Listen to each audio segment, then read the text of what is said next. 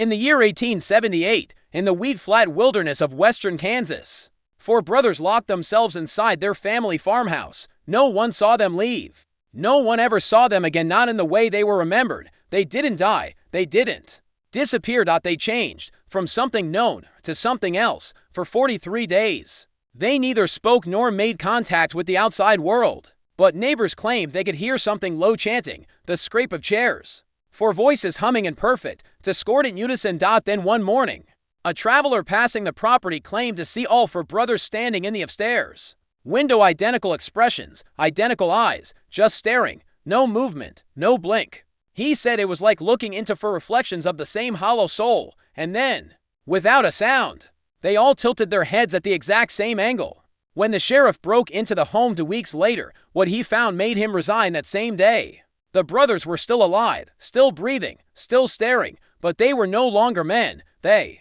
were vessels.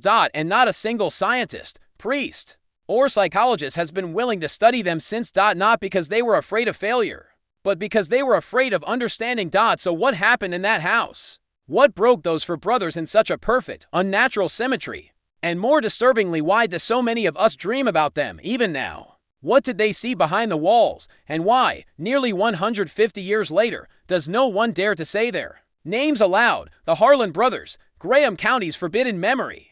A living silence that science refuses to touch. And whatever it was that touched them, never quite let go. Asterisk 1 into 4, 4 into 1. And still, they hummed. Asterisk, the land was hard.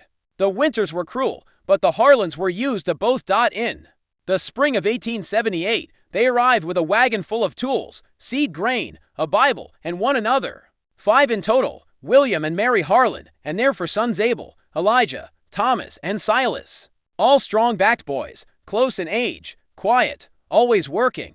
Locals would later say they moved like gears in the same machine, that they hardly ever spoke, not even to each other, not with words, at least. They had their own glances, their own nods, their own silent understanding. It was unsettling in the way that children understand something is wrong before adults will say it. The Harlan farm sat on 60 acres of dry land west of Hill City, a lonely stretch of prairie. The kind of place where even the wind seemed to keep secrets. Their nearest neighbors were a mile out. And yet the Harlans kept their blinds drawn and their visits brief. Mary would nod politely, her hands never still, always sewing or stirring. William, rigid and quiet, always with a finger tapping on his rifle stock, as if he were waiting for something or someone. But it was the boys who left the most vivid impression.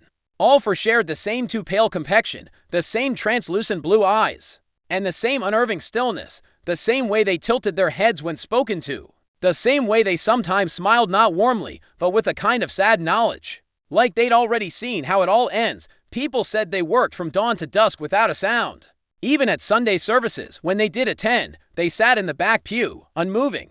4 faces, no expression. Even their singing was wrong, perfectly in tune, but entirely devoid of life. One deacon later confessed he thought it was like listening to a hymn sung by wax figures. Still, none of that was enough to raise alarm. Not in 1878. Life was hard, and people kept to themselves. That changed when Mary fell ill. It came on suddenly, a fever, followed by seizures, and then a strange stiffness of the limbs. Her skin flushed red, then pale, then almost bluish. The local doctor, Dr. Hawthorne, called it inflammation of the brain. A bad fever, he said, brought on by exhaustion and stress. But William didn't call for the doctor until her eyes had already turned milky white. And by the time she died, it had only been 3 days. She was buried at the far edge of their property, beneath a lone cottonwood tree. No ceremony, no headstone, no preacher. William dug the grave himself. That night, according to the sheriff's records, William walked barefoot into town. He left his rifle at the steps of the church, walked into the back room, shut the door, and cut his throat from ear to ear with a butchering knife. He didn't leave a note. He didn't leave instructions, just for sons, boys, now men, without a mother, without a father. And for the rest of that summer, not a single soul saw them again. Cut to silent. Still shots of the farmhouse, windows dark, laundry stiff on the line, door slightly ajar. People waited for the sound of tools, the thud of boots, the rhythm of farm life, but there was nothing, and that silence grew heavier with each passing day. Some thought the boys had gone mad. Others thought they'd left in the night, but one woman, a school teacher named Emmeline Burke, said she saw them, sitting on the porch. Just sitting, all four, side by side. Not speaking, not looking at her, not even blinking. When she waved, only one of them moved. Abel, the oldest, he raised his hand, slowly, but didn't wave. He simply held it there, like a statue, for nearly a minute, and then the four of them stood up, turned, and walked back into the house in perfect step. That was the last time anyone saw the Harlan brothers in the light of day. After that, the house became something else. Still, quiet, waiting. There are places on earth that swallow grief and turn it into something far more dangerous. And for reasons no one could explain, that land, the Harlan land, had begun to hunger.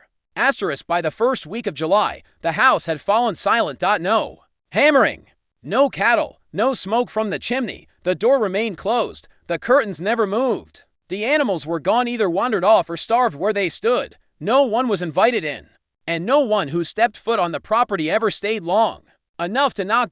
But people were watching from a distance. Neighbors noticed strange details, things that didn't make sense. Each day at sunrise, the front door would be wide open. By noon, it was shut again. A white bedsheet was nailed to the side of the barn, then removed by nightfall. Once, a child walking the property line saw 4 figures digging by the cottonwood tree barefoot, arms moving in perfect synchronization. But when his father went to check, there was no sign anyone had been there, no fresh soil, no footprints. Just the tree and the wind. The Harlan brothers were not gone, they were inside. And something had changed. Flash cuts, a spoon slowly turning in a bowl of cold stew, a chair rocking with no one in it, a handprint on the inside of a fogged-up window too large for a human hand. On July 17th, Eli Rawlings, a nearby rancher and Civil War veteran, gathered the nerve to visit the house. He told his wife he was just going to leave a bag of cornmeal on the porch, but when he didn't return after an hour, she followed him. She found him standing 10 feet from the front door, white as a ghost, eyes wide, mouth moving without sound. The cornmeal lay spilled at his feet. He was frozen, trembling. When she shook him, he whispered only one thing before collapsing. They were humming. Rawlings left Kansas the next morning without saying goodbye, moved his family east, never spoke of it again. Others who approached the house began to report similar things, a low droning noise, voices too perfectly aligned to be natural. One man said he heard singing, but it wasn't a song he recognized. It had no melody, only rhythm. 4 voices repeating the same syllables over and over, faster and faster, until it sounded like insects trapped in a bottle. Another claimed that when he tried to look through a crack in the boarded window, something was already looking back. Eyes for sets shining in the dark, not reflecting light but giving it off, like coals. And then came the September screams. It began on the 9th, shortly after midnight. A woman walking to her barn claimed she heard a blood-curdling shriek echo from the direction of the Harlan home. It sounded, she said, like more than one person screaming, but not at the same time, not overlapping, sequential, like a scream passed from one throat to the next. And it didn't stop. It went on for 6 nights. Always between 12 o'clock and 1 a.m., always the same sequence for screams, one after the other, precisely timed. Some neighbors kept lamps burning, others packed up and left altogether. By September 15th, no one would go within a half-mile of the house. The land had become a shadow, a blank spot on the map where no crops grew, no birds sang, and the wind itself seemed to hesitate. That's when Sheriff Thomas DeWitt made the decision to enter the home by force. He didn't go alone. 2 deputies, a preacher, and the county coroner joined him. They approached at dawn. The screams had stopped. The sky was colorless. The air smelled faintly of sulfur. They knocked. No answer. They called out. No sound. When they broke the door open, what they found inside would never make it into any official report, because none was ever filed. But what we do know, what was whispered by one of the deputies before his own disappearance weeks later, is this: the house wasn't abandoned. It was occupied, but not by the brothers we knew. The Harlans had not left, but neither had they stayed. What stood inside that house was something else entirely. What stood inside that house was something else entirely. October 3, 1878, at exactly 6:15 a.m., Sheriff Thomas DeWitt and his team breached the Harlan house. No one has ever said what they expected to find inside. For dead men, empty rooms, some confirmation that the rumors were just natural hysteria mixed with fear and grief. But what they discovered behind those doors was not something the human mind prepares for, not rot, not madness, but but a stillness so profound it scraped at the soul. Deputy Walter Hayes was the first to enter.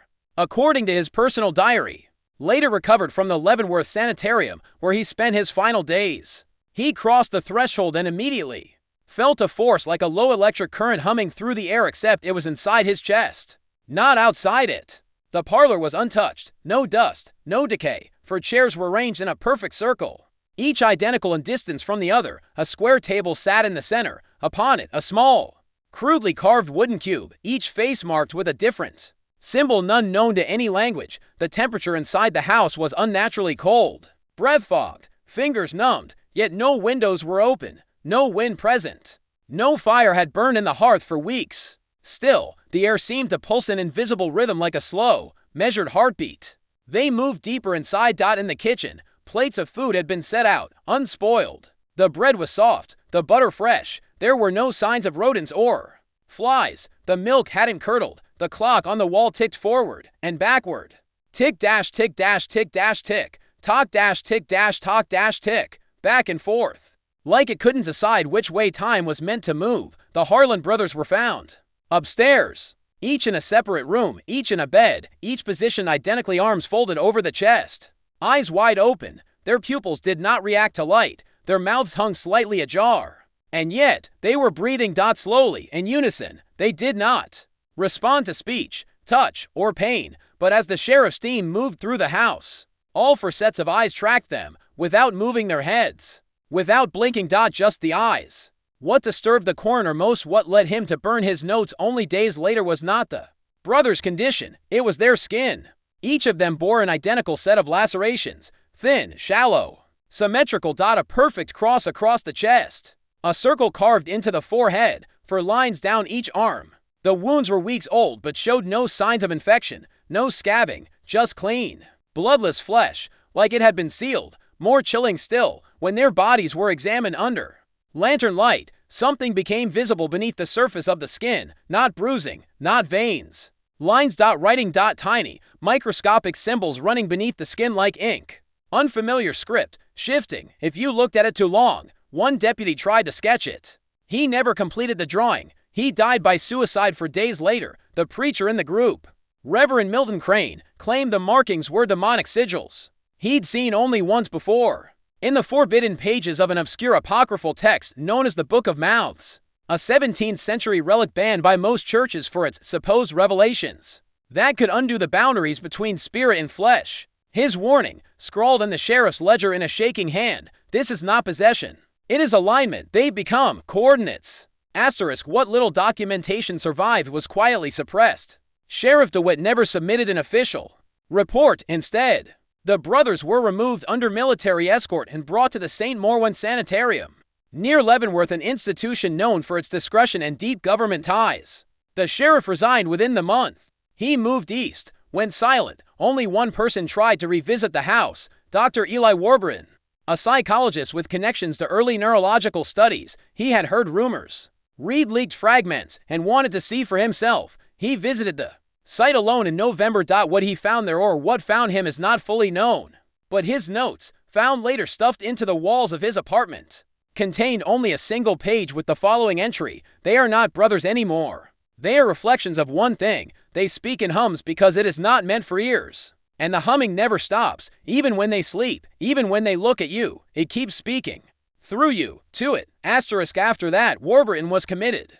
He tore out his own tongue 3 days later. Asterisk. What science refuses to study isn't just the impossibility of the Harlan condition, it's the pull, the magnetic draw the case exerts on the mind, a pull not just of curiosity, but of surrender. There is something about symmetry, something about 4 that pulls at our unconscious. A shape to perfect, a sound to even, a balance to unnatural. One investigator, decades later, phrased it best: we are wired to complete the pattern.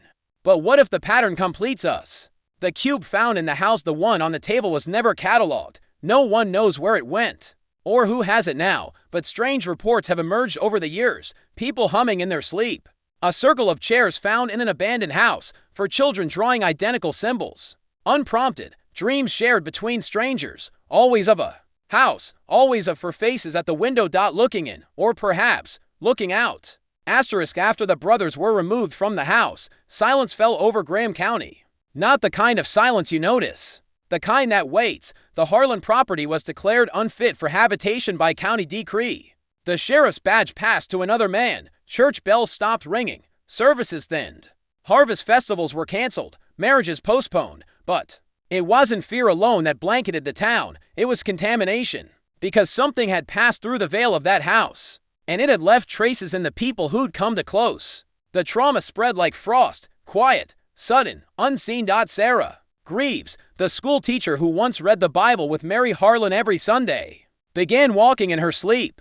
Her husband found her standing barefoot in the kitchen at midnight, humming a tune she couldn't recall upon waking. 3 days later, she carved for shallow lines into her arm with the edge of a cracked teacup. When asked why, she answered, without hesitation, to match others' experienced stranger afflictions. Reverend Crane, who had entered the house with the sheriff, became mute within a week. No physical cause was found. He simply stopped speaking. He was last seen wandering into the prairie barefoot, mouthing words no one could hear. 3 children in town developed matching rashes on their foreheads, circular, smooth-edged.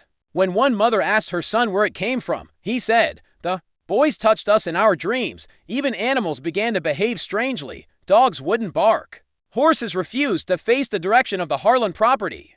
A flock of crows circled the cottonwood tree every morning at dawn, exactly 4 times before, vanishing to the north. But the most chilling change, by far, was not in the town. It was in the brothers themselves. At St. Morwen. The Harlan brothers were kept in different wings, under round-the-clock surveillance. They never spoke, never resisted, never aged in any visible way, for over 2 decades. They remained the same, unblinking, pale, humming faintly. The doctors assigned to them rotated frequently. Most lasted only days before requesting reassignment or leaving the field altogether. One nurse, Ruth Keller, took detailed notes before she vanished in 1900. Her final entry, each of them hums a different note, and when you stand between the rooms, it forms a chord. Not a beautiful one, something else, something that listens back. Ruth was found 3 days later in the basement boiler room. Her mouth had been filled with ash. Flash cuts, a hand scribbling symbols on a padded wall, a broken mirror, a patient screaming, but the scream is played in reverse. The emotional weight of the Harlan case broke the minds of everyone it touched, even those on the periphery, former classmates. Passing witnesses carried something with them for life, a kind of shadow stitched to the back of the mind. Emma Rawlings, wife of Eli Rawlings, described how her husband would sometimes jolt awake at night and stare at the wall for hours. His lips moved as if speaking, but no sound came out, she claimed. He died not of illness but from something pulling inward. He just fell inside himself. Like a building with no foundation. I couldn't hold him. I couldn't reach him. He was already with them. Psychologists today would call it shared trauma, collective psychosis. Fully E+ years, but those who were there never used clinical language. They said it felt like being watched from inside your own skull. Something had burrowed into their grief, into their fear, and made a home of it. Even the land wasn't immune. 3 families who moved into the region between 1880 and 1884 reported strange phenomena. One child lost the ability to speak after walking too close to the cottonwood tree. A farmer found every one of his sheep arranged in a perfect square, each one with a single drop of blood beneath the left eye. A woman digging a new well found a wooden cube underground, perfectly preserved, marked with unreadable glyphs. None of them stayed longer than a season. The trauma was not loud. It did not scream. It hummed, a frequency that bypassed the ear and went straight into the bones. Some scholars suggest that the brothers, in their silence, became conduits, human tuning forks attuned to something ancient and unseen, something that spoke not in words, but in order. For brothers, for wounds, for directions, for notes, for nights of screams, perfect, terrible symmetry, and when you are made into a symbol, your suffering becomes ritual. The Harlan brothers were not just victims, they were converted. Not to a religion, not to madness, but to pattern. What broke the town wasn't just the horror of what had happened. It was the slow realization that something had chosen the brothers, and that whatever chose them was waiting for the next 4. Grief echoes, pain echoes, but trauma real. Soul-level trauma, it builds, layer by layer, voice by voice, and out there on that farm, something was listening. Not for forgiveness, not for help, but for harmony. What do you do with a mystery that refuses to decay? When the Harlan brothers were placed in long-term isolation at St. Morwen Sanitarium, the official investigation was quietly concluded. There were no charges. No diagnosis. No autopsies, just a sealed file, locked away in a state facility marked. Not with names, but a single word, unstable, not in reference to the brothers, but to the event. And for decades, that was the end of it. But some people don't let go. Some people need the answer, no matter the cost. Over the last 100 years, a handful of researchers, folklorists, and independent investigators have reopened the case, often against official resistance. What they found was not a resolution, but a deepening of the paradox. There are 3 prevailing theories. None are comforting, and each carries its own kind of horror. Theory 1, the fractured mind, shared psychosis reimagined. First explanation comes from psychiatry, known in the field as folie equator, a rare psychological condition in which shared delusions spread through a tightly bonded group, often family. In this theory, the trauma of Mary's death and William's suicide shattered the Harlan brothers' psychological framework. The 4 retreated into a protective delusion so complete, so synchronized, that it altered their behavior and physiology. But this theory collapses under its own limitations. Folie equator has been documented, yes, but never with physical anomalies, never with matching scars, never with complete synchronization of breath, eye movement, or humming in harmonic intervals, and certainly never with independent witnesses experiencing shared hallucinations. After the group was isolated. To date, no psychiatric case has replicated what the Harlan brothers became. And when a team of psychologists attempted to simulate similar trauma conditions on a volunteer group in 1971, the experiment was shut down after just 5 days. 2 participants developed spontaneous aphasia. One began drawing concentric circles across her body in ink, whispering, "I'm aligning." There were only 4 participants. The lead researcher never published his findings. Theory 2, the ritual theory, symmetry as invocation. Second theory, favored by folklorists and researchers in the esoteric fringe, proposes that the Harlans may have unknowingly or purposefully participated in a ritual of alignment, a practice not of worship, but of configuration. According to these sources, scattered across obscure religious texts and buried archaeological footnotes, the number 4 is considered a sacred symbol of containment, earth, flesh, direction, completion. But when misused, it doesn't contain, it opens. Researchers from a defunct occult studies group, the Aegis Institute, claim that the symbols carved into the brothers' skin match glyphs found on megalithic stones in Mongolia, a bone altar in Siberia, and cave markings in the Andes, all distant cultures. No historical contact, yet the marks were identical not in language, but in design. Precision beyond coincidence. These glyphs, they argued, were used to tune the human body to an external frequency, one not audible, not measurable. But sentient. The ritual didn't summon a god, it didn't open a door. It reflected something already here, and the brothers, whether they meant to or not, became the mirror. This theory gained traction after a 1986 dig near the Harlan site uncovered a buried stone slab, etched with matching circular glyphs and what appeared to be for symmetrical handprints pressed into the earth fused with the rock, as if melted in. The dig was halted within 72 hours. The slab is now missing. Theory 3, the anomalous entity, the 4th intelligensith. Third and most disturbing theory is that the Harlan brothers did not create or summon anything. They were chosen. By something that saw not their bodies, but their shape, their closeness, their potential for symmetry. Paranormal researchers refer to this as a 4th intelligence and entity that doesn't observe us the way we observe it. One that exists outside linear time, outside morality, outside comprehension, not demonic, not alien. Just aware. This intelligence does not communicate in words or visions. It speaks in form, in patterns, in numbers, and when it finds a configuration that aligns with its signal, it downloads something into us. Not knowledge, not language, pattern. And once implanted, that pattern seeks replication, not through infection, through suggestion, a cube left behind, a tune you hum without thinking, a nightmare you've had 3 times in a row. Always the same house, always 4 faces in the window. This theory suggests that the Harlan brothers were the first to align, but not the last. Since 2003, there have been at least 8 cases of small groups exhibiting what researchers call symmetry. Symptoms, mutual dreams, identical injuries, synchronized humming, shared delusions of being watched from the inside. In each case, the group was made up of 4 individuals, and in each case, one phrase appeared spoken, written, or carved, 1 into 4, 4 into 1. This has not made it into academic journals. It is whispered between researchers and encrypted. emails, spoken of in closed circles when no phones are recording. Because the pattern, they say, doesn't like being observed, and those who look too closely begin to align. Asterisk, no theory explains everything. No theory makes the pain any smaller, the mystery any lighter, but what they all agree on, what none of them deny, is this: the Harlan brothers were not the cause of what happened. They were the shape it needed, and what's most terrifying is not what we've uncovered, it's what we've completed. Asterisk, 147 years have passed since the Harlan brothers locked their door, since something moved into that farmhouse and stitched itself into 4 hearts, 4 minds, 4 mirrored souls. The house is gone now, burned to its foundation by a lightning strike no one witnessed. The sanitarium that kept them was shuttered in 1932. The original files were lost in a fire.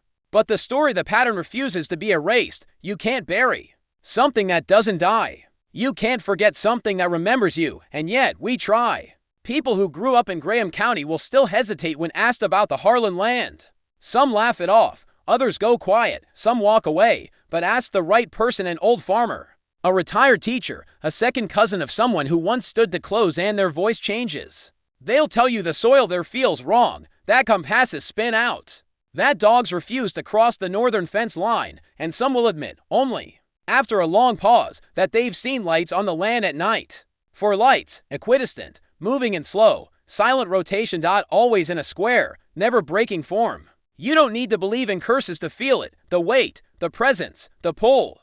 Because the truth is, the Harlan mystery is not just about what happened. It's about what keeps happening.